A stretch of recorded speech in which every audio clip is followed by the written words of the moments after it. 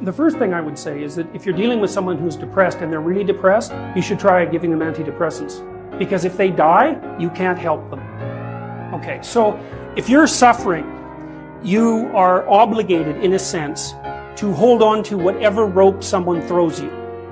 And one of the things I do with my clients all the time, especially if they're really in trouble, is to tell them, look, I don't know exactly what's going to help you, but don't arbitrarily throw out any possibilities because you might not have that luxury. Antidepressants help a lot of people, and there are technical reasons why that's the case. So that's a simple answer. It's not relevant to what I already described, except that if you're offered a gift by your society and it works, try it. I don't care what your presuppositions are. Apart from that, lots of the time you see people who are suffering with depression, for example. There's a multitude of reasons, but I'll take one common reason. You could think about it as associated with the story of Peter Pan.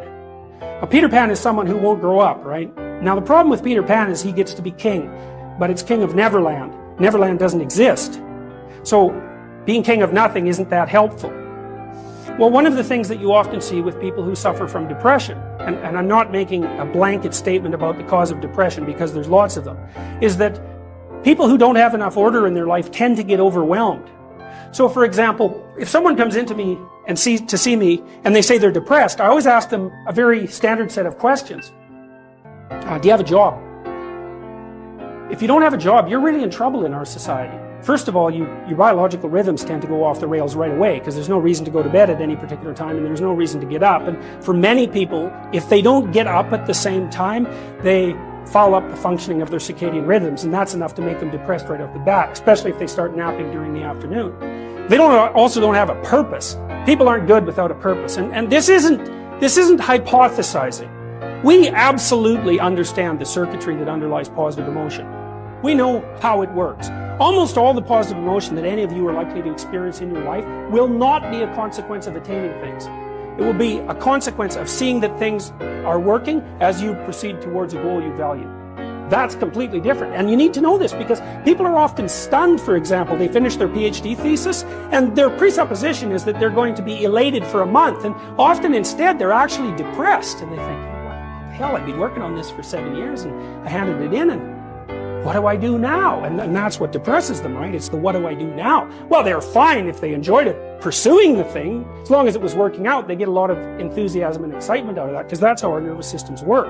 Most of your positive emotion is goal pursuit emotion. If you take drugs like cocaine or amphetamine, the reason they're enjoyable is because they turn on the systems that help you pursue goals. That's why people like them.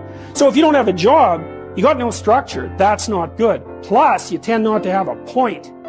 So you're overwhelmed by chaotic lack of structure and you don't have any positive emotion. Well, do you have any friends? So sometimes you see people who are depressed, they have no job, they have no friends, they have no intimate relationship, they have an additional health problem, and they have a drug and alcohol problem. My experience has been if you have 3 of those problems, it's almost impossible to help you. You're so deeply mired in chaos that you can't get out because you make progress on one front and one of your other problems pulls you down. So one of the things I tell people who are depressed is like, don't sacrifice your stability. Get a job, even if it's not the job you exactly want. Get a damn job. You need a job. Find some friends. Get out in the dating circuit. See if you can establish an intimate relationship. Put together some of the foundational items that are like pillars that your life rests on. Well, that's the practical thing to do. So that's one example with regards to depression.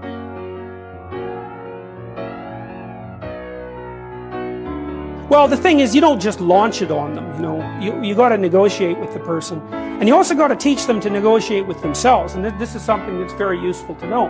You know, you can tyrannize yourself into doing things, but I wouldn't recommend it. What I would recommend instead is that you ask yourself what you're willing to do. It's a really effective technique. It's like a meditative technique. So, for example, you can get up in the morning and you can think, well, you know, I'd like to have a good day today, so I'd like to go to bed tonight without feeling guilty because I, didn't do some things I said I was going to do, and I'd like to have kind of an interesting day. So you got to fulfill my responsibilities, and I want to, enjoy the day. Then you can ask yourself, well, okay, what would I have to do in order for that to happen that I would do? And the probability, if you practice this for 3 or 4 days, is your brain will just tell you, it'll say, well, there's that piece of homework that you haven't done for like 3 weeks, you should knock that sucker off because it would only take you 10 minutes and you've been avoiding it and torturing yourself to death for, you know, like 72 hours straight. And if you do that, here's a little interesting thing you can do, and, you know, maybe this is little obligations you should clean up. And so what you do in a situation like that is you teach the person to negotiate with themselves. Say, well, let's figure out what your aims are. You've got to have some aims, whatever they are. And they might say, well, I'm so depressed I don't have any aims. And then I say, well, pick the least objectionable of the aims and act it out for a while and see what happens. Because sometimes your emotional systems are so fouled up that you have to pretend, you have to act the thing out before you can start to believe it. I mean, people always assume they have to believe and then act, but sometimes that's true and lots of times it isn't. So the trick, if you're doing therapeutic work with somebody and you're helping them establish a structure, is to find out what they'll do. Now, if they want to get better, which is not a given, because there are often payoffs for not getting better. That's basically the payoffs of being a martyr, or maybe the payoffs of doing what your entirely pathological family members want you to do because they actually want you to fail.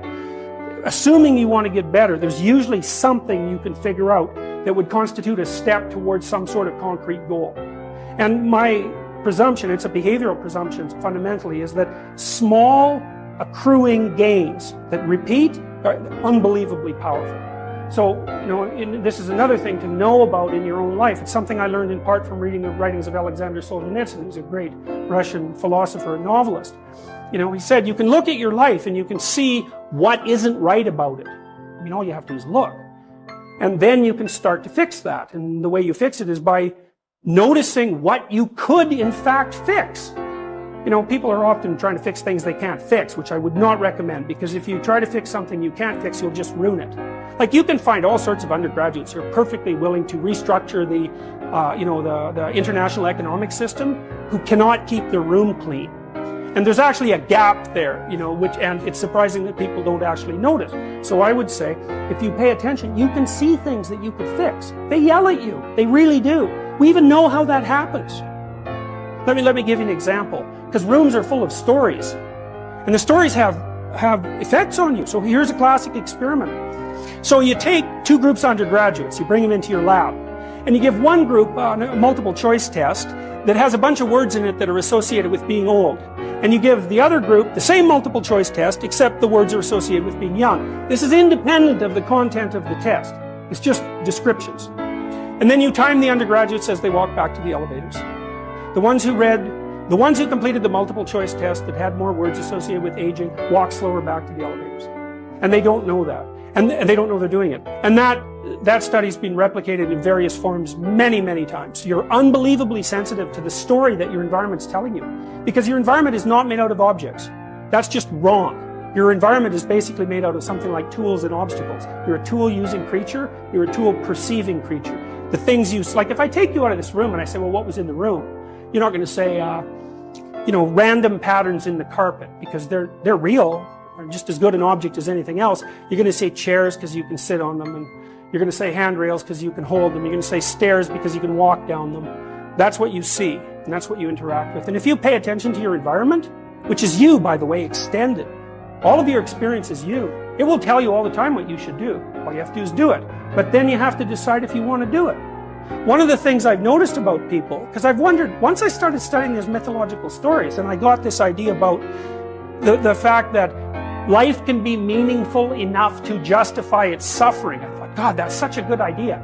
Because it's not optimistic exactly. You know, some people will tell you, well, you can be happy. It's like, those people are idiots. I'm telling you, they're idiots. There's going to be things that come along that flatten you so hard you won't believe it. And you're not happy then. And so if life is to be happy, well, in those situations, what are you doing? Why even live? But life isn't to be happy. If you're happy, you're bloody fortunate, and you should enjoy it. You should, because it's the grace of God, so to speak. With regards to meaning, I thought, well, people know when they're doing something meaningful. They can tell, so why the hell don't they do meaningful things all the time? It seems obvious. You could do it. I mean, it's hard, because other people want you to do other things, and it's a struggle, but everything's a struggle.